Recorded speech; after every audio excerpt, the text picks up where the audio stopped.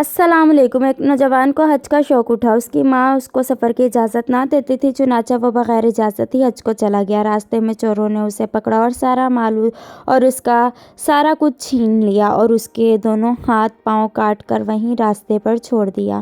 بیت اللہ کے مؤذن کو خواب میں اشارہ غیبی ہوا کہ اٹھو اور فلاں جنگل میں جا کر فلاں جوان کی خبر لو کہ مجھ کو اس پر رحم آتا ہے، یعنی اس نے گو ایک بڑی غلطی کی ہے، مگر چونکہ میرے ہی دربار میں آ رہا تھا اس لیے مجھے بھی اس کی خاطر منظور ہے۔ چنانچہ وہ مؤذن نیند سے بیدار ہوا اور بتائے ہوئے جنگل کی جانب روانہ ہو گیا۔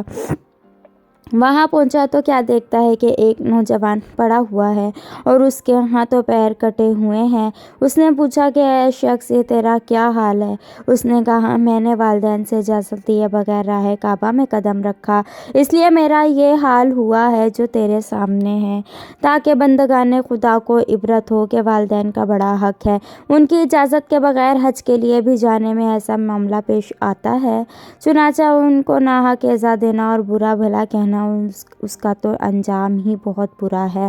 یہ سن کر اس مؤذن نے کہا کہ خیر، جو ہوا سو ہوا، اب توبہ کرو۔ اس نے صدق دل سے توبہ کی اور مؤذن سے درخواست کی کہ مجھ کو میری ماں کے پاس پہنچا دے تاکہ اس کو راضی کروں، اور جس طرح سے ایک بار حماقت کر کے اپنے سفر حج کو کھوٹا کیا ہے اور ہاتھ پاؤں سے محروم ہو گیا ہوں، ایسا نہ ہو کہ دم آخر ایمان سے ہی محروم ہو جاؤں اور سفر آخرت کو کھوٹا کر لوں۔ مؤذن نے یہ سن کر اس کو اٹھایا اور اس کے وطن لے جا کر اس کے ماں کے دروازے کے پاس اس کو بٹھا دیا اور خود واپس ہو گیا۔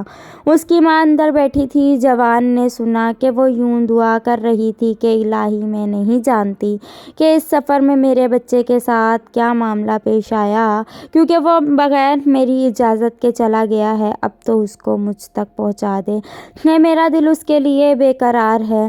جوان بھی ماں کے ان کلمات کو سن کر بلبلا گیا اور اپنے کٹے ہاتھ سے دروازہ کھٹکھٹایا۔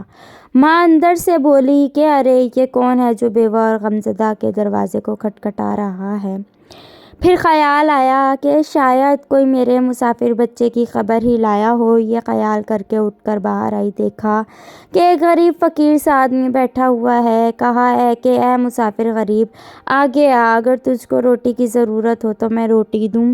اس نے کہا، میں روٹی کیسے لوں، میرے تو ہاتھ ہی نہیں ہیں۔ اس نے کہا، اچھا ذرا آگے آ۔ کہا، آؤں کس طرح، میرے تو پاؤں بھی نہیں ہیں۔ اس غریب کی یہ بات سن کر بیوہ کو اس پر بہت ترس آیا۔ کہا، اے جوان غریب، تیری آواز تو میرے بیٹے سے بہت ملتی جلتی ہے۔ چنانچہ وہ دوڑ کر چراغ لائی اور آگے پیچھے سے اس کا منہ دیکھنے لگی۔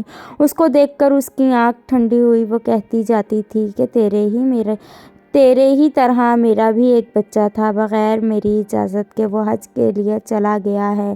میں نہیں کہہ سکتی کہ سفر میں اس کا کیا حال ہوا۔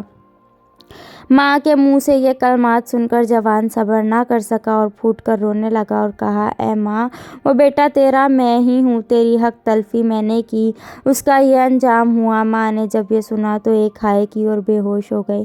تھوڑی دیر بعد جب ہوش آیا تو آسمان کی جانب منہ کیا اور دعا کی کہ الہی، تو نے اس کو کیے کی سزا دی اور ادب دیا، لیکن پروردگار، اس کو ہلاک نہ کیجیو اور ایمان کی سعادت سے اسے محروم نہ رکھنا۔